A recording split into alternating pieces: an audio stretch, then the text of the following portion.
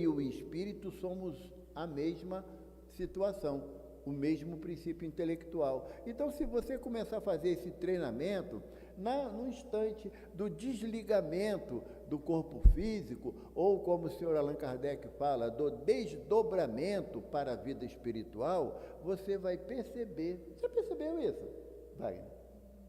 A gente não para pensar. Você analisar que você está sonhando com alguém muito próximo a você, alguém que você tem uma relação cotidiana, num movimento, os lábios esquisito, né?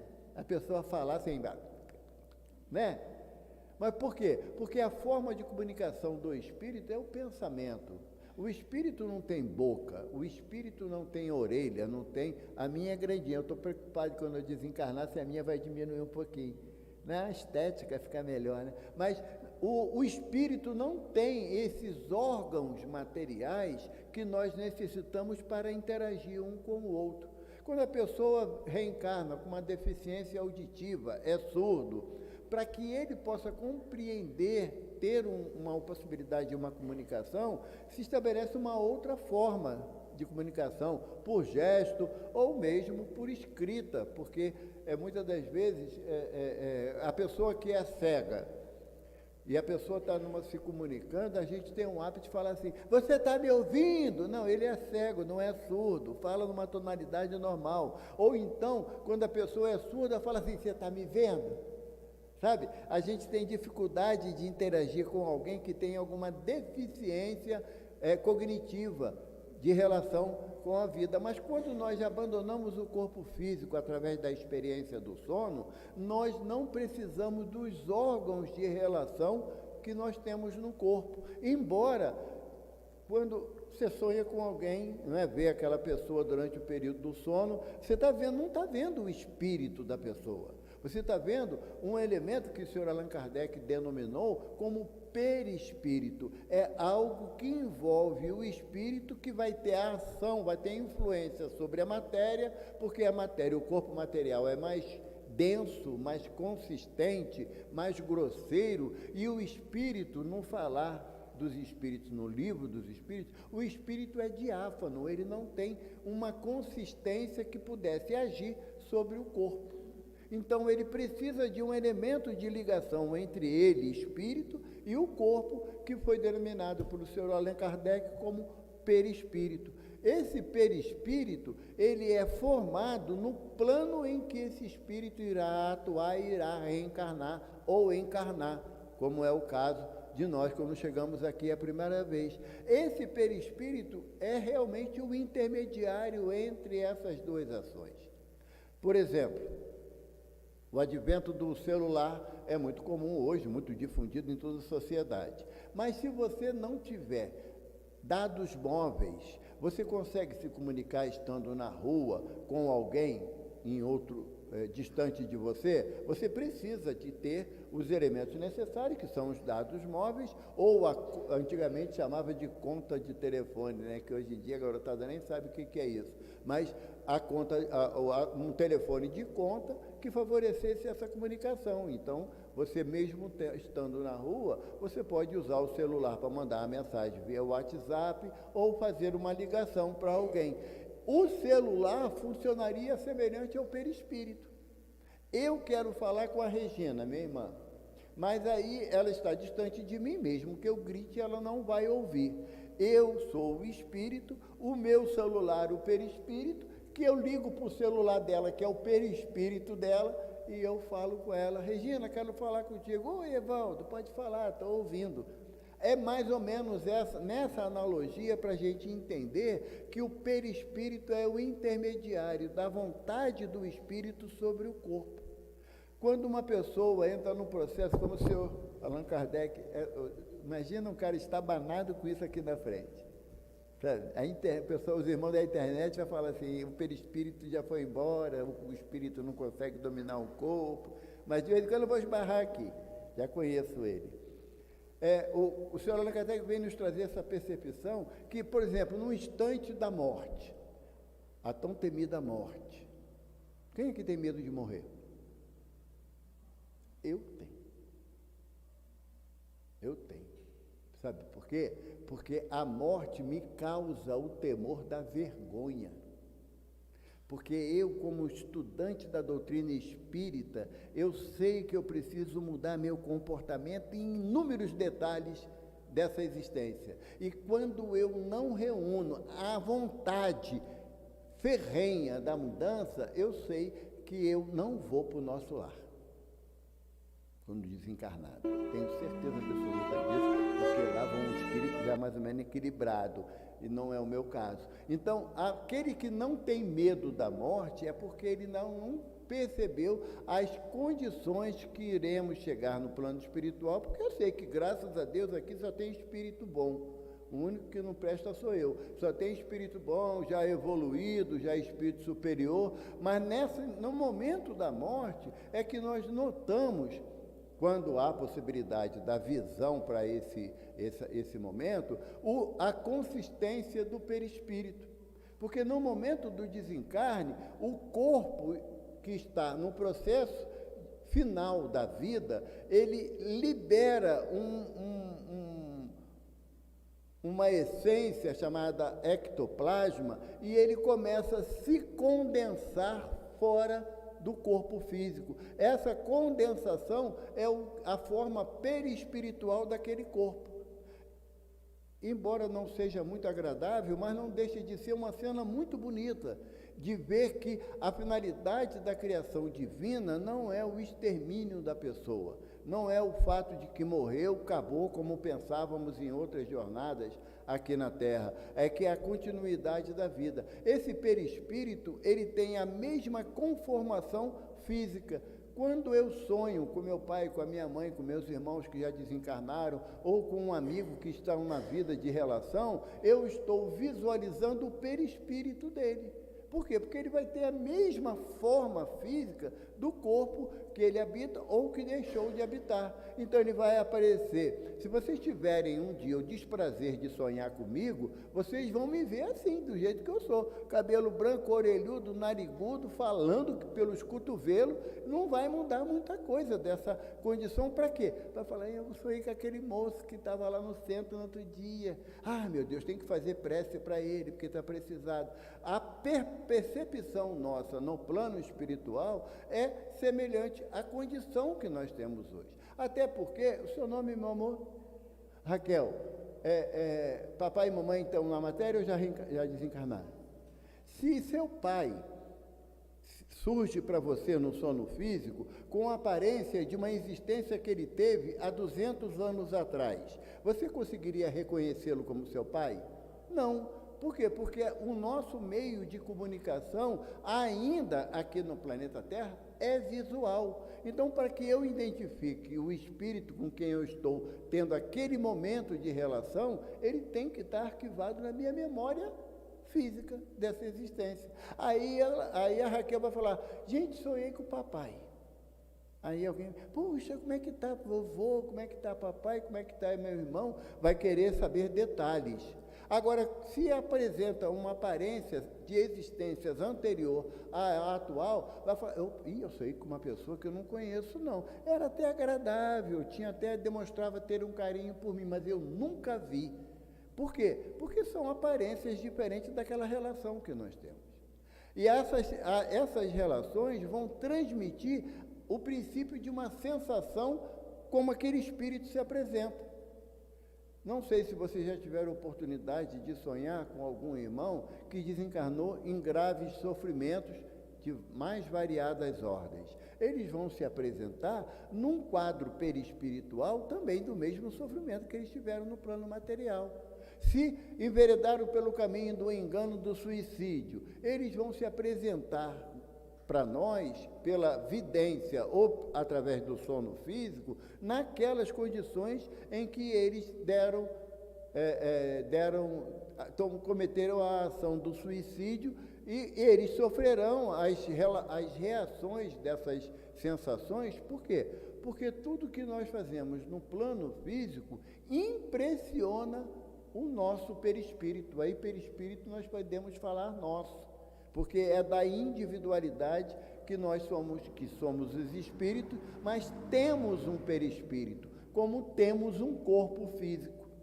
A partir do momento que vem o advento da morte, pelos mais diversos meios, nós deixamos de ser possuidores do corpo, mas ainda somos possuidores do perispírito. E esse perispírito é o responsável pela captação das sensações. Lembra que a gente tinha aquela preocupação em relação ao inferno, que era fogo eterno, não é? Caldeirinha, né? O caramunhão lá com o garfo lá espetando a gente para a gente entrar dentro do caldeirão, né? Com água fervente. Essas percepções, elas nos causaram, e ainda em alguns casos causa desespero.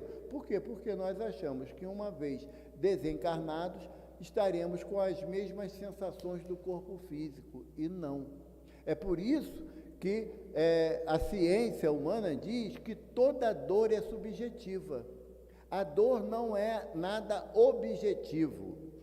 Não há meios de você isolar no laboratório a dor. Você pode isolar o elemento que leva à dor, como um vírus, uma bactéria que atua sobre o nosso corpo, vai nos dar a sensação da dor. Mas o elemento dor não é possível isolar, ele é subjetivo. E é tão subjetivo, nossos irmãos hindus, os faquires, que são aquelas pessoas que buscam um controle do corpo, eles conseguem deitar numa cama de prego e alguém pisar sobre eles e aquilo não perfura o seu corpo, nem lhe causa dor nenhuma. Eles não têm essa sensação de dor, como a gente, que às vezes espeta o dedo numa agulha e já sai chorando. O homem, então, que é macho pra caramba, né? O homem espeta o dedo na agulha, entra em desespero, acho que vai desencarnar. Mas a sensação da dor é subjetiva, porque ela não tem um órgão que resida no nosso corpo físico essa dor. Nós temos a sensação, temos a percepção de que se você bate em alguma coisa, você encosta em algo perfurante, você tem a sensação da dor. Quando nós desencarnarmos, essa sensação serão muito mais morais do que física. Por que não vai ser física? Porque não temos mais o corpo. Mas nosso perispírito guarda as relações com o corpo físico. Não sei, caso algum irmão participe de reunião mediúnica, vai ouvir dos irmãos que vêm nas reuniões mediúnicas, transmitindo as sensações que ele ainda sente, mesmo afastado do corpo físico. O irmão que desencarnou por uma violência, ou uma violência social, ou uma violência de um acidente, ele traz a impressionabilidade daquela dor. E chega a relatar: o meu corpo está estraçalhado, eu estou sangrando. São ainda as sensações da vida física que elas cessaram. Mas também tem os espíritos que, por estarem já há algum tempo no plano espiritual, eles perdem essa noção de sensação física, mas ainda tem a lembrança que aquela ação lhe causou de dor. Então, ele se apresenta na condição de um espírito sofredor. Não raro, eles relatam que estão com dor de cabeça, estão com dor no estômago, estão com dor nos olhos. Eles relatam essas sensações de dor em função de quê? Da impressionabilidade que aquilo causou no seu perispírito, naquela experiência no plano físico. É muito comum nas reuniões de intercâmbio mediúnico, o dialogador, doutrinador, esclarecedor, a terminologia não tem muito valor. Ele esclareceu ao espírito que ele não está mais jungido, mas unido ao corpo. E o espírito fala: eu sei que não estou, mas eu tenho as mesmas sensações como se ainda tivesse o corpo físico. Essas percepções, em muitas das vezes, nos causaram grandes transtornos durante a nossa trajetória com o entendimento e o conhecimento da vida espiritual. Porque se você falar assim: como é seu nome? Patrícia? Olha, gente, eu fui na casa da Patrícia. Eu vou dar até logo para ela também. Você deu. Dá, Raquel, até logo para ela, isso. Senão ela fica achando que só ela que pode dar até logo. Coisa triste, né? Mas digamos que eu falo assim: olha, eu fui na casa da Patrícia e eu vi umas coisas esquisitas lá. Aí Patrícia fala assim: ai meu Deus, O que tu viu lá, Evaldo? Não, eu vi assim uns espíritos andando. Aí ela fala assim, minha casa está mal assombrada. E por que não seria bem assombrada? Por que nós temos que falar que a relação nossa com o plano espiritual se traduziria em algo negativo, ruim, pejorativo? Por quê? Porque se o próprio Mestre Jesus falou, aonde estiver 2 ou mais reunidos em meu nome, eu estarei presente. Por que não pode ser um mensageiro de Jesus que vá à nossa casa nos favorecer com uma energia de pacificação, de harmonização? Porque a nossa tendência de relação com o plano espiritual ainda é uma tendência de negatividade, de coisa ruim. É por isso que alguns irmãos de algumas correntes filosóficas cristãs falam que se for uma coisa boa é Espírito Santo, se não for o Espírito Santo é coisa ruim. Não há meio termo, não há possibilidade. Não, como não há também, imagina se a Raquel sonhando com o pai dela, aí a Raquel fala assim, meu pai, sonhei com meu pai, agora meu pai é alma penada, né? Que não era o termo que era utilizado antigamente, alma penada, né? Aquela alma que não tinha sossego e ficava penando, andando entre nós pela sua dificuldade de seguir para o céu, e em alguns casos a gente queria até que fosse para o inferno, né? Mas não vai. É mentirinha, não vai. Então, essas sensações que nós temos, nós levamos para a vida espiritual. É por isso que eu falei no início, nós temos que começar a raciocinar como espírito. Parar com essa mania de pensar que a gente é um corpo de carne, bonitinho ou feinho, não importa. Mas parar de pensar assim.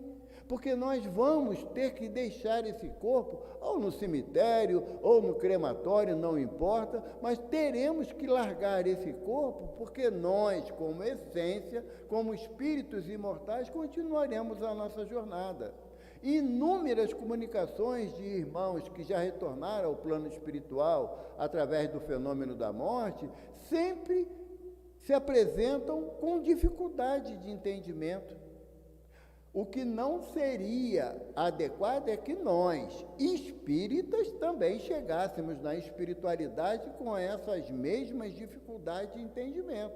Por quê? Aqui em cima da mesa tem 4 de 5 obras do Sr. Allan Kardec. E a gente, muitas das vezes, não se interessa no estudo adequado das obras da codificação para compreendermos que nós somos espíritos imortais, continuaremos a nossa jornada tantas quantas vezes já nos trouxeram até aqui.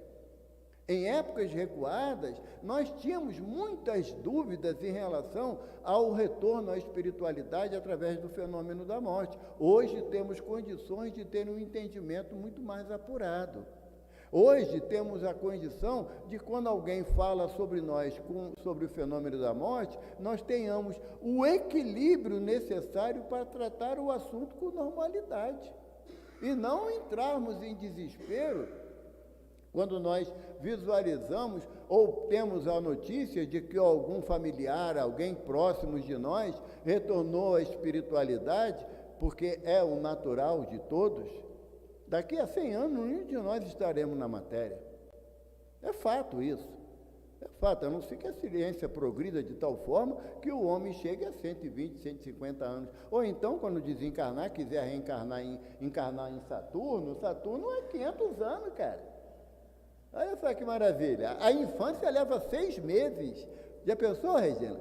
A infância, 6 meses, tem que parar, não precisa mais trocar a fralda, dar comidinha na boca, já 6 meses depois já está resolvendo a sua vida, mas nós estamos no planeta Terra.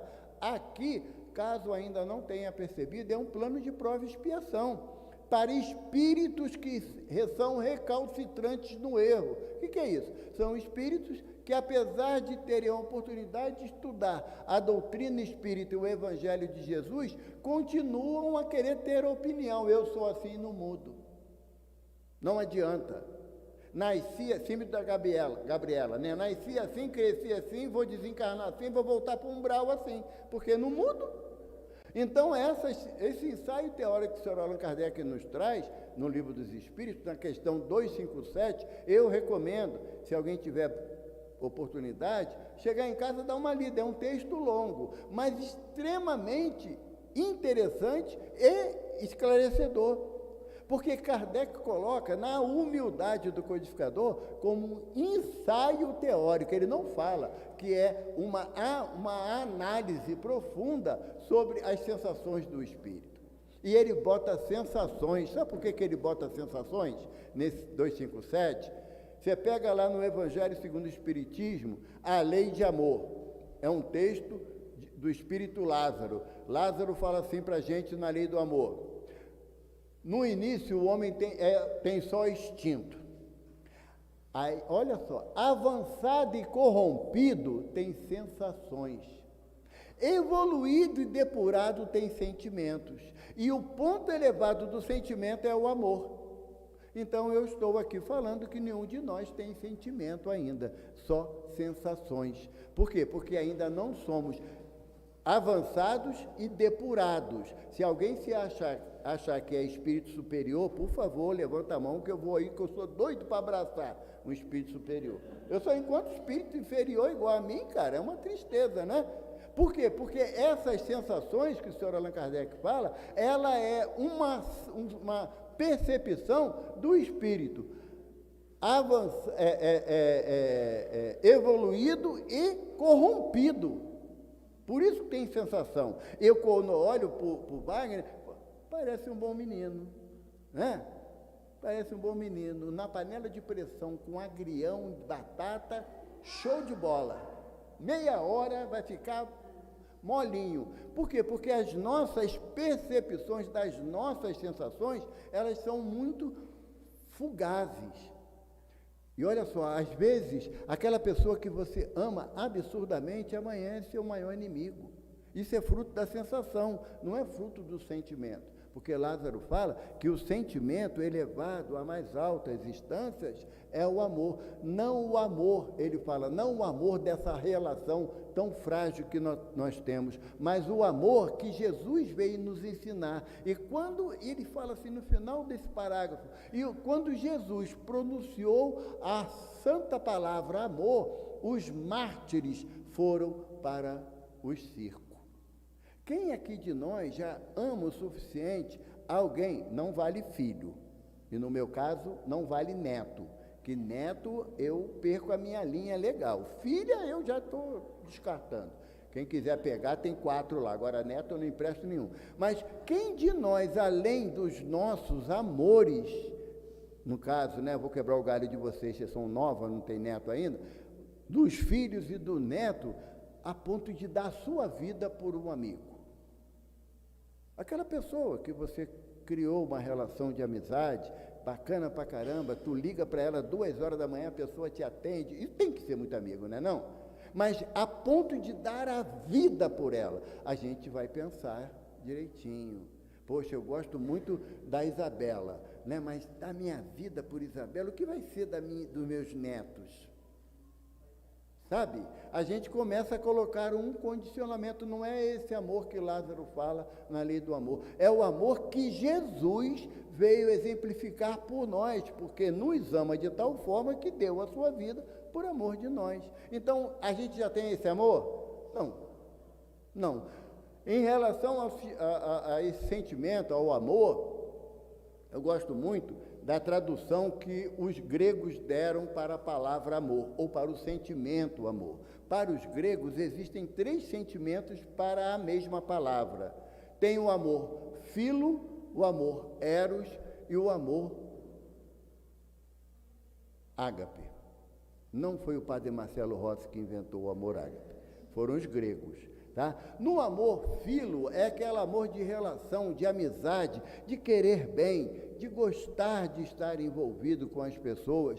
O amor eros, daí vem a palavra erotismo, é o amor das relações amorosas ou das relações físicas, sexuais, é o amor da reprodução. E o amor ágape é aquele amor que transcende qualquer tipo de percepção de não ofertar esse amor. Madre Teresa de Calcutá, banhando um irmão ranceniano, lá em Calcutá, chegou um repórter inglês, falou assim, Irmã, eu vou ser sincero para a senhora, nem por 1 milhão de libras eu faria isso que a senhora está fazendo. Ela falou, nem eu, meu filho, só por amor. Então esse amor que Lázaro vem nos apresentar na lei do amor, que eu sinceramente não tenho a mínima ideia do que seja, porque o meu amor ainda é um amor muito possessivo, é um amor de retenção. Então se eu, queira Deus que agora não, que a gente está no meio de palestra, eu não posso desencarnar, né? Nem na hora de ir embora também, que eu tenho que levar as meninas para casa, ia dar ruim. Mas depois eu desencarno, eu vou desencarnar nessa percepção que eu tenho agora da vida física. As minhas sensações serão as mesmas sensações que eu tenho agora, desde que eu não me prepare para o desencarne. E nós temos essa função, temos essa finalidade, nós temos esse propósito, porque Jesus fala para a gente que se eu soubesse o dia do ladrão, eu botava tranca na porta, ele não entrava, eu estava tranquilo. O ladrão que Jesus fala são as surpresas da vida física que nós temos e que muitas das vezes não nos precavemos. Até que hora que eu vou? 8h30. Pô, é só? Estava começando a ficar empolgado. Eu sou aposentado, minha filha, eu não faço nada para ninguém, não. Eu tenho muita dificuldade, porque eu sou tímido, não gosto de falar, né? Mas a gente vai vencendo essa barreira devagarzinho. Perceberam? Isso. A nossa percepção em relação à vida física, ela é tão arraigada, como eu falei no início, a gente tem medo de falar da morte. Medo, pavor. Por quê? Porque nós associamos que a vida é isso daqui e não é. Quando Jesus nos fala que ele veio trazer vida e vida em abundância, a abundância não é quantidade de vida, mas exuberante vida, você viver intensamente a oportunidade de progresso, de evoluir. Não é uma vida que se extingue com o passar do tempo. Não dá para a gente ficar preso. Eu estava falando ontem numa conversa, sabe, lá numa casa espírita em Nilópolis, eu estava falando, a gente ainda tem apegos a coisas bobas, sabe? Aquela calça jeans, quando eu tinha 18 anos, gosto tanto dela, mas tu não vai ter aquele corpo de novo, mas nem que a vaca tussa. É a natureza normal do nosso desenvolvimento orgânico de nós começar a agregar um pouquinho de tecido adiposo, engordar. É natural. É natural. Por quê? Porque não dá para você viver no passado, viver o ontem, sabe? Tem pessoas que falam assim, eu não guardo mágoa. Temos aqui um trabalho com o Dr. Herman, né? Temos? O Dr. Herman tem uma frase que eu gosto muito, ele fala assim, você guarda mágoa, que bom, vai morrer do infarto. O coração vai parar, porque a mágoa começa a atuar sobre o músculo cardíaco e começa a perder a possibilidade da sístole e da diástole, né? Diminui e aumenta. A mágoa faz com que o coração pare, aí você tem uma parada cardíaca. Show de bola, continue guardando mágoa, é você que vai se ferrar, sem problema. Não perdoa, que bom. Vai morrer de câncer, porque o ódio, ele começa a ir intoxicando as nossas células, a ponto delas se multiplicarem de forma desordenada. O que é isso? Câncer.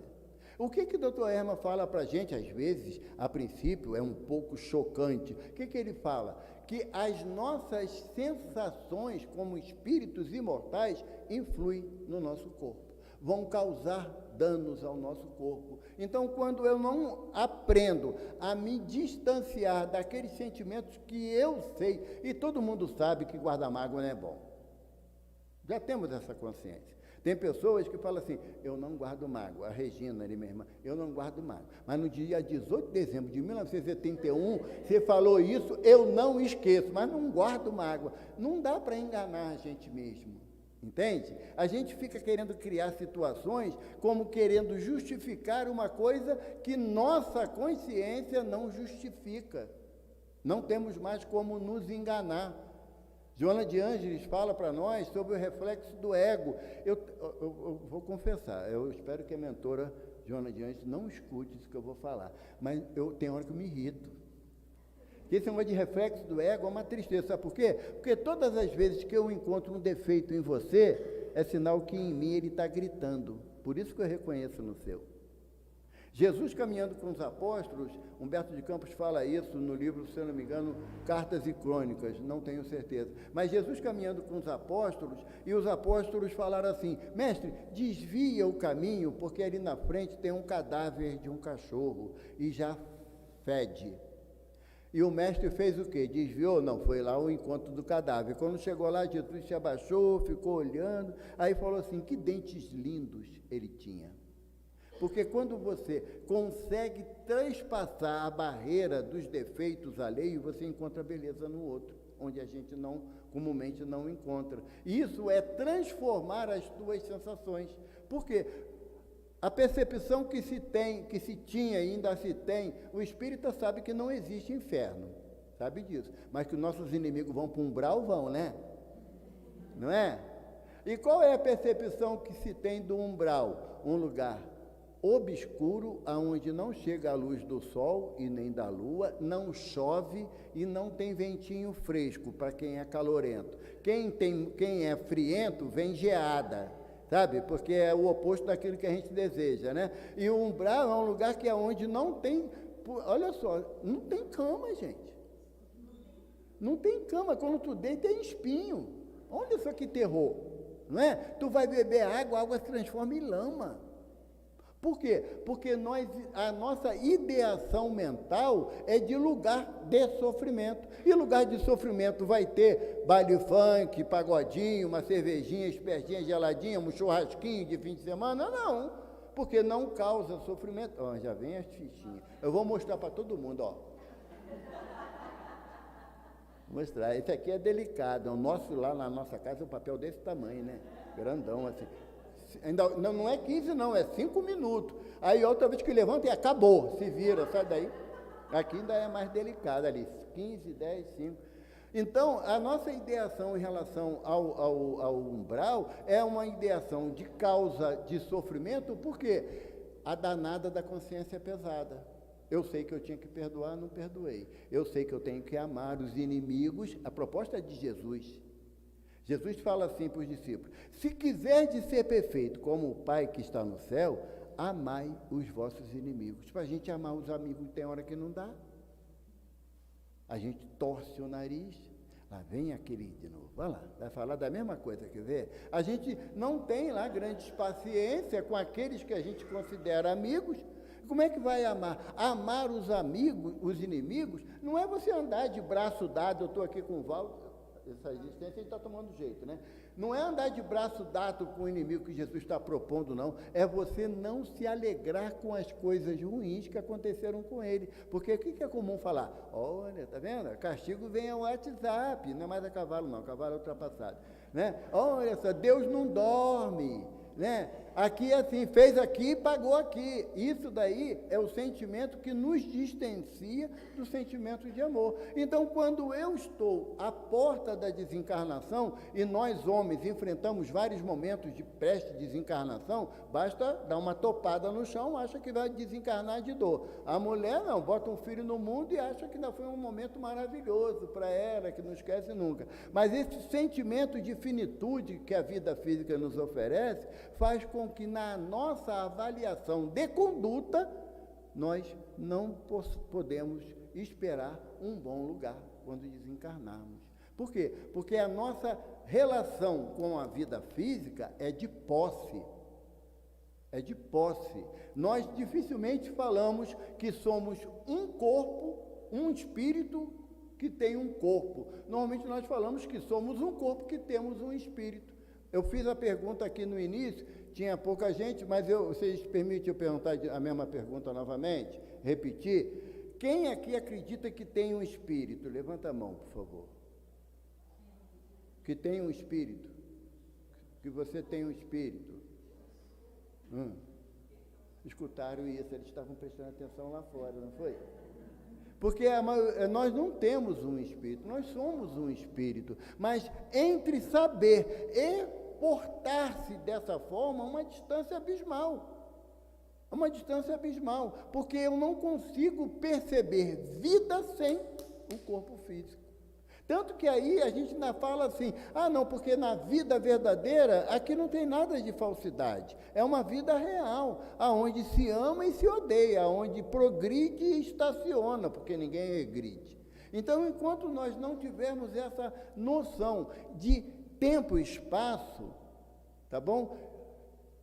Nós sabemos que a comunidade de irmãos espirituais aqui ultrapassa muito a gente fisicamente. Tanto aqueles que vieram nos ajudar através do passe, através da vibração elevada que a gente sente aqui dentro, pelos trabalhadores de Francisco de Assis, também vieram aqueles que estão querendo aprender a como se comportar, uma vez que não tem mais o corpo físico. E nós que temos o corpo físico, continuamos apegados às coisas físicas.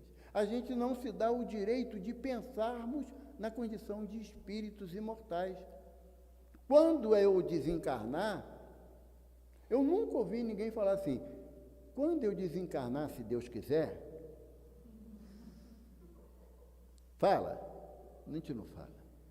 Nós não falamos. E olha que nós somos adeptos de um conceito filosófico cristão, porque Jesus fala, aquele que crê em mim não morre jamais. E aí? Quem está certo, Jesus ou a gente? Qual é a nossa linha de conduta e linha de ação? Eu vou esperar eu desencarnar para ver como vão ser as minhas sensações de desencarnado, ou eu vou começar a estudar essa possibilidade agora? Não é parar de comer, parar de beber, porque espírito não precisa comer nem beber. Cascata, André Luiz fala que nosso lar tem sopinha. Né? Sopinha não é muito a minha praia, mas se só tem isso, a gente vai disso. Né? Eu bem comi a coxinha de galinha para garantir a minha agora. Tá? Mas nós temos que começar a pensar nessa possibilidade do desencarne, que é a realidade que a gente tem. Outra. Mas a culpa é dela. Wagner está quietinho aqui. Sabe?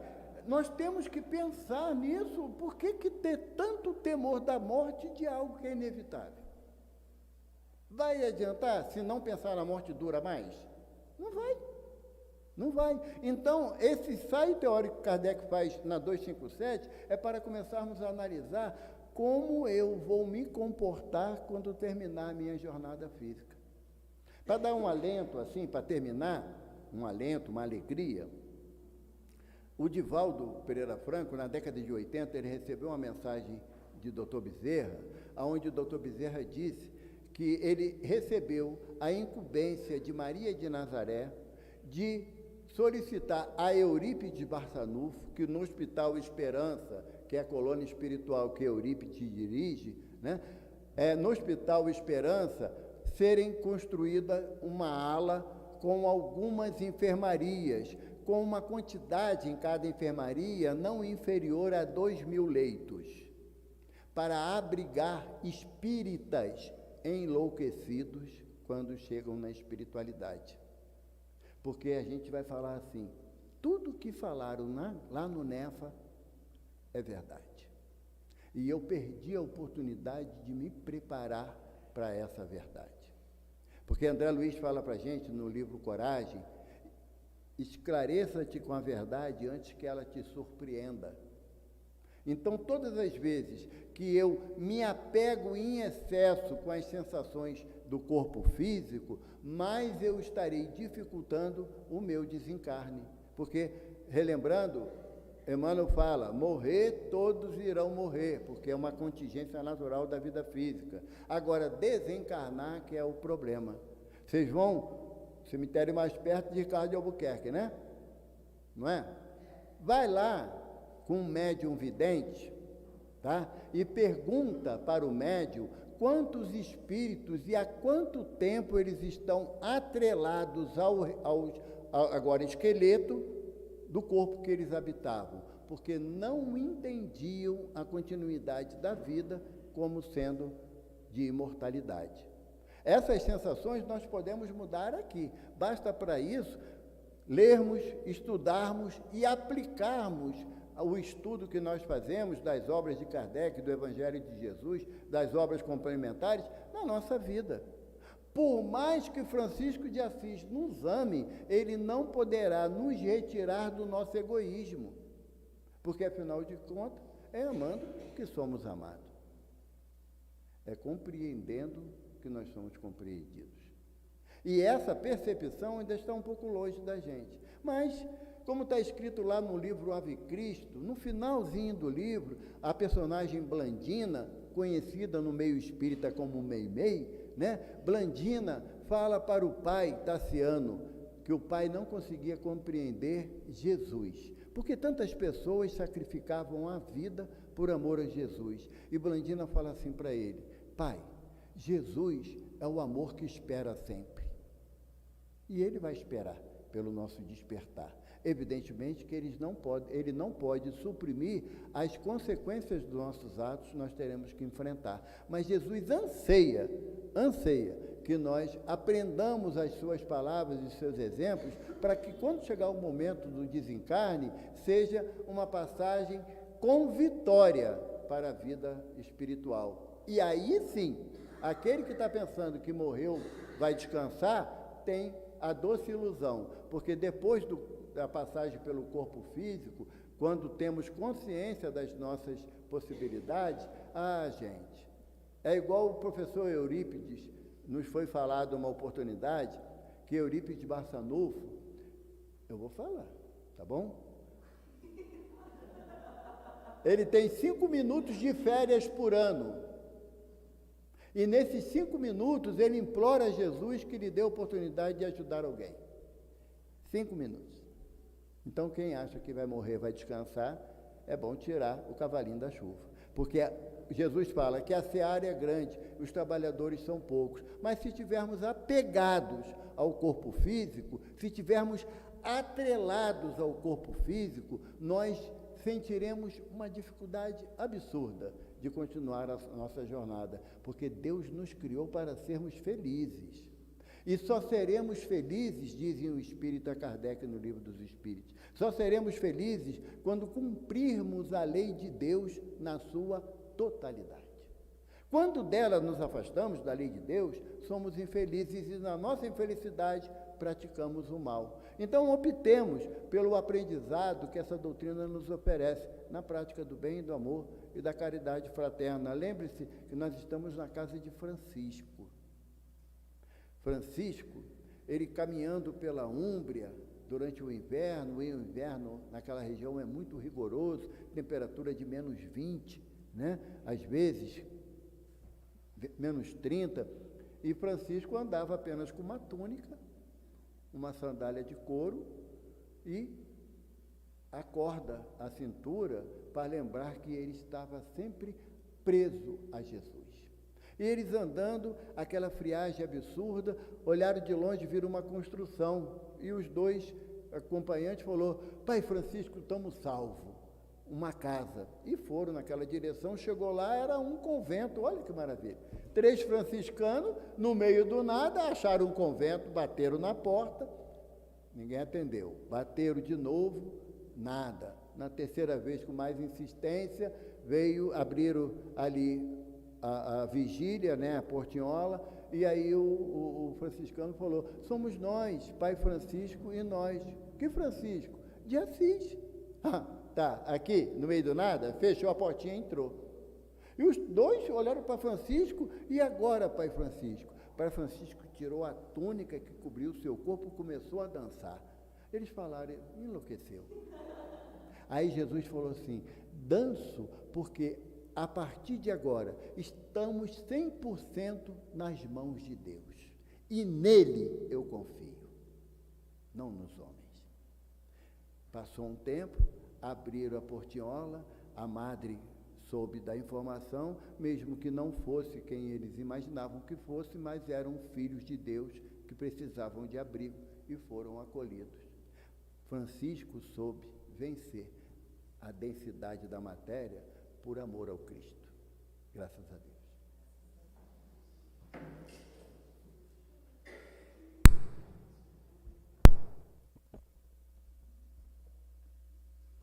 Agradecemos nosso irmão Evaldo pelas suas palavras, que chegaram ao nosso coração de uma maneira tão direta. Muito obrigada pela sua presença e contamos com você aqui mais vezes.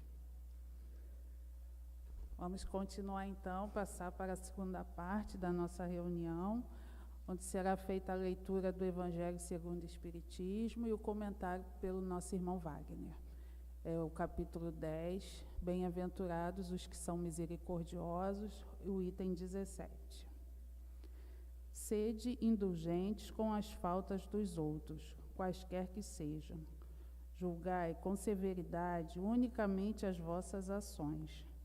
O Senhor será indulgente convosco, assim como usardes de indulgência para com os outros. Apoiai os fortes, encorajai-os a ser perseverantes, fortificai os fracos, mostrando-lhes a bondade de Deus que leva em consideração o mínimo remorso. Mostrai a todos o anjo do arrependimento estendendo suas brancas asas sobre os erros dos humanos, ocultando-os assim dos olhos daquele que não pode ver o que é impuro. Compreendei todos vós a misericórdia infinita do vosso Pai, e não esqueçais jamais de lhe dizer, por vossos pensamentos e principalmente por vossos atos, perdoai nossas ofensas, assim como perdoamos aos que nos têm ofendido. Compreendei bem o valor dessas sublimes palavras, em que não só a letra é admirável, mas também o ensinamento que elas contêm. O que pedis ao Senhor, quando implorais que Ele vos perdoe? Será somente o esquecimento das vossas ofensas? Esquecimento que vos deixa no nada, porquanto, se Deus se limitasse em esquecer as vossas faltas, Ele não vos puniria, mas também não vos recompensaria. A recompensa não pode ser o preço do bem que não se fez, e ainda menos do mal que se praticou, mesmo que esse mal fosse esquecido. Rogando perdão pelos vossos erros, pedis a Deus o favor das suas graças, para não voltardes a cair. A força necessária para entrar em um novo caminho, um caminho de submissão e de amor, no qual podereis unir a reparação ao arrependimento. Quando perdoardes aos vossos irmãos, não vos contenteis em cobrir os seus erros com o véu do esquecimento, porquanto frequentemente esse véu é muito transparente aos vossos olhos.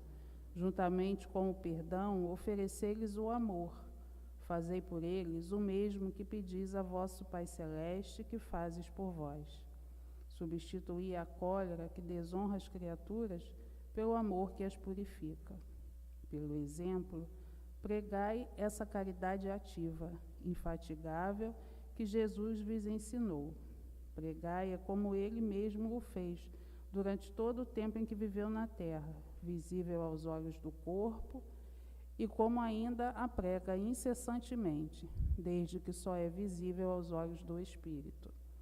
Segui esse divino modelo, caminhai sob as suas pegadas. Elas vos conduzirão ao lugar de refúgio, onde desfrutareis de repouso após a luta. Como Ele, pregai a vossa cruz todos vós. Como Ele, pegai a vossa cruz todos vós, e subi penosamente, mas também corajosamente, o vosso Calvário, no alto do qual está a glorificação. João, Bispo de Bordeaux, 1862. Então eu peço agora que os médios se posicionem para o passe.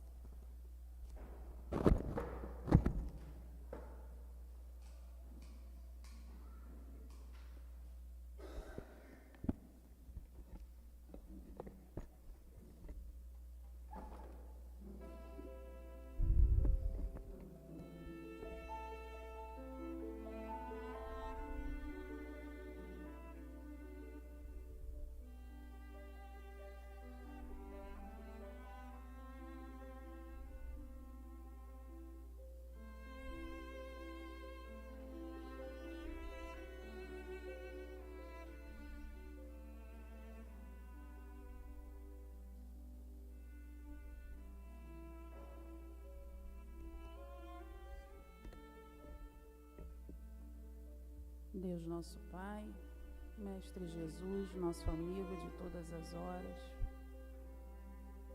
companheiro que nunca nos abandona, agradecemos por podermos estar na casa de Francisco de Assis nessa noite.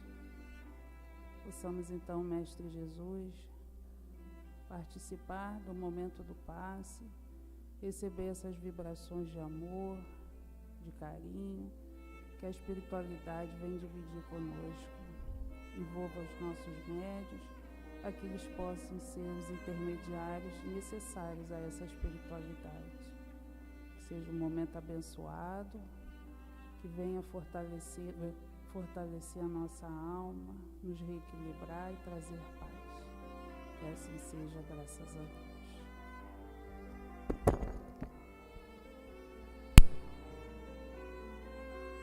Que a paz,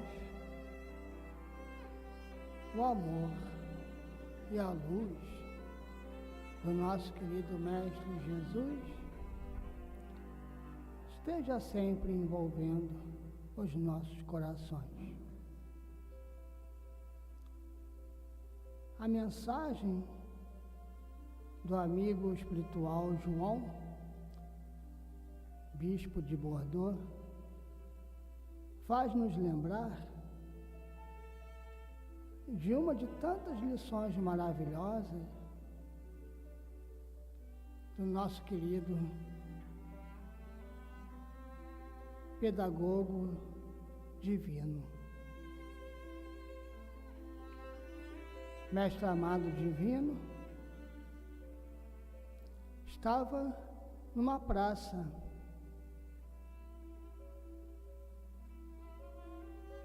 ensinando quando alguns fariseus lhe trouxeram uma mulher, apresentando-a a ele, eles disseram: Mestre, essa mulher foi pega em adultério. A lei de Moisés nos diz que ela precisa ser lapidada. O que tu nos dizes? Jesus, como conhecedor de todos os corações que estão encarnados e também desencarnados, vivendo no planeta Terra,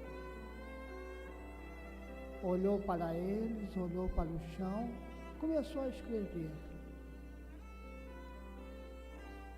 Mas eles insistiram. E aí, mestre?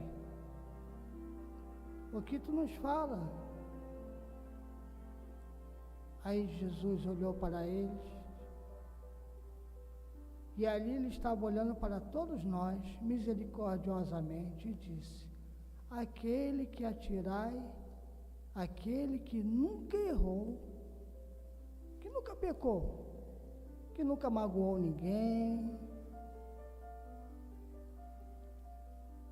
que nunca xingou ninguém, que nunca pensou mal.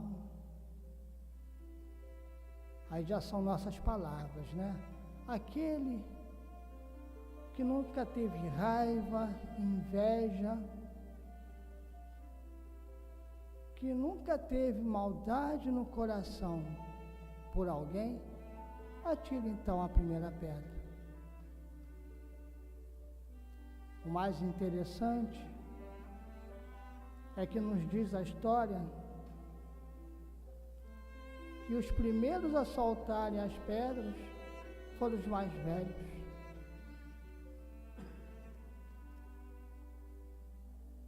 Ou seja, aqueles que estavam mais tempo reencarnados, erraram mais, equivocaram-se com escolhas feitas erradas em maior quantidade. Meus irmãos, a não ser o nosso, como no início comentamos, a não ser o nosso pegador, faltou a palavra, a não ser o nosso mestre divino, todos nós, sem exceção, estamos aqui no aprendizado de nos corrigirmos, aprendizado de repararmos as nossas ofensas, repararmos as nossas falhas e as nossas escolhas equivocadas. Todos aqui estamos nessa grande família de aprender a amar, amando uns aos outros. Muita paz a todos.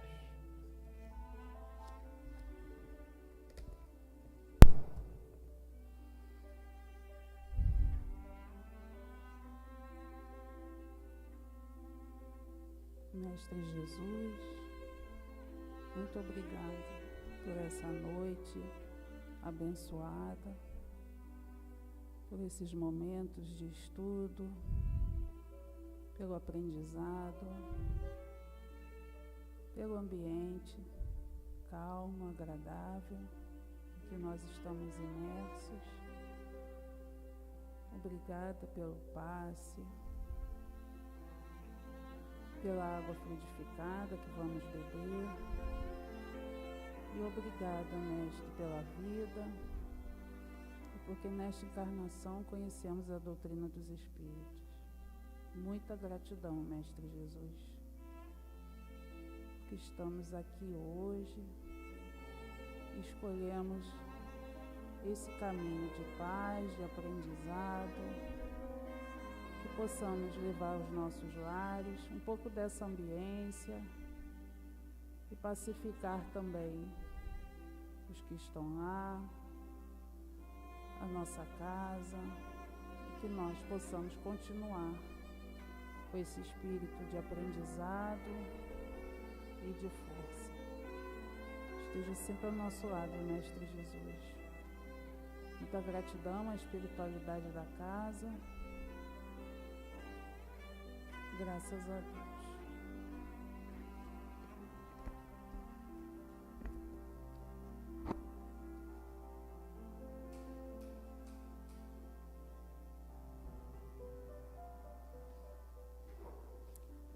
Meus irmãos, só uns lembretes que nós fazemos sempre, né? É o nosso... Então, hoje temos delícias na cantina. Agora vamos alimentar nosso corpo, porque o espírito